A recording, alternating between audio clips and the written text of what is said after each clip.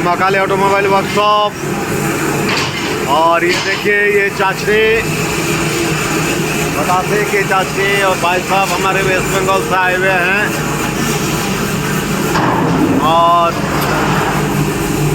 देखिए ये चाचनी अब में डाला जा रहा है।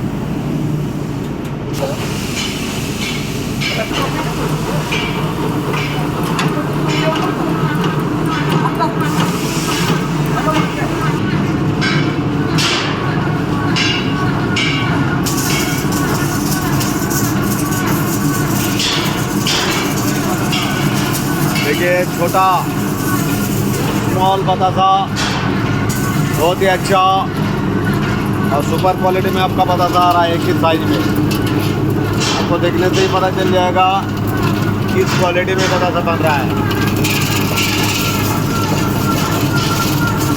जगह बहुत कम है।